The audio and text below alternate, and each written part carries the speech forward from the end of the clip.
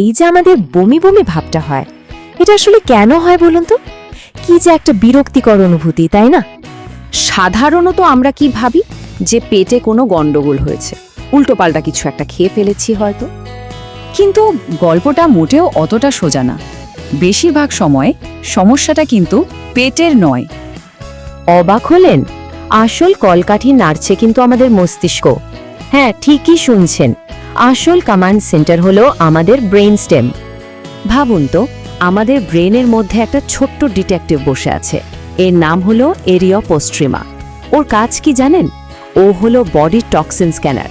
সারাক্ষণ আমাদের রক্ত স্যাম্পল করে যাচ্ছে, খুঁজছে কোনো বিপদ আছে কিনা। ব্যাপারটা কিভাবে কাজ করে বলি।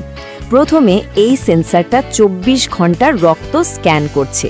তারপর স্ক্যান করতে করতে হঠাৎ ক্ষতিকর কিছু একটা খুঁজে পেল, আর সাথে সাথে একটা অ্যালার্ম বাজিয়ে দিল। ওই অ্যালার্মটাই হলো আমাদের গা গোলানো বা বমি বমি ভাব। এই ব্রেন স্ক্যান সিস্টেমটার জন্যই কিন্তু অনেক কিছুতে আমাদের গা গোলায়। যেমন ধরুন, কেমোথেরাপির মতো কড়া ওষুধ বা অ্যান্টিবায়োটিক। আবার প্রেগন্যান্সির শুরুর দিকে যে হরমোনাল পরিবর্তন হয় তখনও, এমনকি অসুস্থ হলে শরীরে যে টক্সিন তৈরি হয় সেটার জন্য কিন্তু ব্রেন অ্যালার্ম পাঠায়। তাহলে বুঝলেন তো, গা গোলানো বা বমি ভাবটা আসলে শুধু একটা লক্ষণ না, এটা একটা ওয়ার্নিং। এটা হলো আমাদের বডির নিজস্ব অ্যালার্ম সিস্টেম, যেটা কন্ট্রোল করছে আমাদের ব্রেন। শরীর নিজেকে বাঁচানোর জন্যই এই সিগন্যালটা পাঠায়। কিন্তু দাঁড়ান, একটা প্রশ্ন তো থেকেই যাচ্ছে।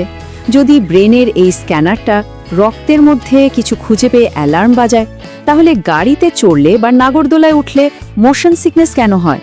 তখন তো রক্তে কোনো সমস্যা থাকে না। ব্যাপারটা কি বলুন তো?